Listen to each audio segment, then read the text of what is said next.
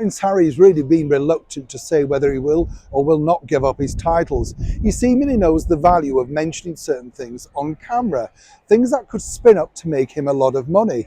As ever, let me explain. Hi, good morning, Neil Sean here in the very heart of London. Nice to see you. I hope you're all keeping well. As we've told you with Harry and Meghan, it's all about making money now. It's as simple as that. It's clearly so obvious because obviously, as you can see, and we mentioned before, he didn't give too much away, did he, in that Netflix series? He was saving all that for the highest bidder, which was, of course, the book paid for by Penguin Random House, who've simply written off the loss. I mean, what is there to look and buy from the book that you didn't already know? But it was the interviews, which he did get paid for, I might point out, from ITV and from CBS and various other things, not colossal amount of money, but reasonable amounts of money. And also I've been told, and as ever, we have to say allegedly, that Harry owns some of the print rights of those particular interviews. Learning very quickly, isn't it, about how showbiz works, finally.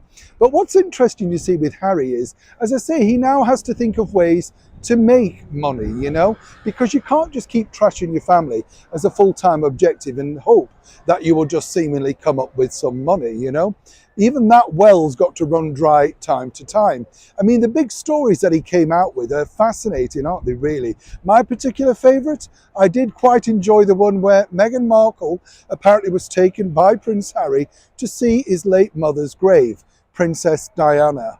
Now, the cynic of me might say, very nice. But the bottom line is, it then got further.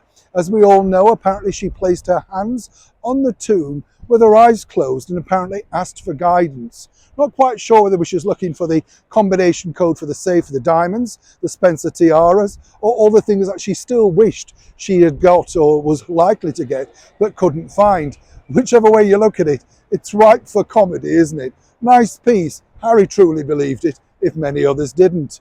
But it was this particular line that's now opened the floodgates of mega offers from huge chains. And as ever, let me explain.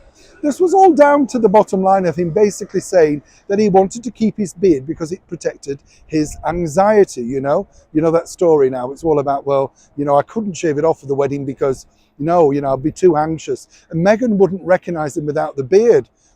Does she need to go to Specsavers or something? What do you mean she wouldn't recognize you? Ridiculous. However, he's now being approached by the two major shave companies in the US offering him mega deals to become their ambassador. Or worse for him, shave off his beard on camera to prove just how super slick their razor blades are. That's right. Remember, you're hearing this here first.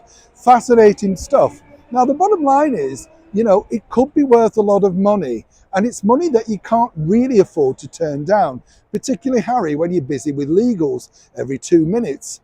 So perhaps if he's unsure, he may need to return back to said mother's grave and ask for more guidance. Perhaps Meghan could offer that too. Whichever way you look at it, these deals keep coming forward. But for how long? And how low, as we often say here on the show, will Harry sink before he realises just exactly what he's sold out to? Neil Sean in the very heart of London.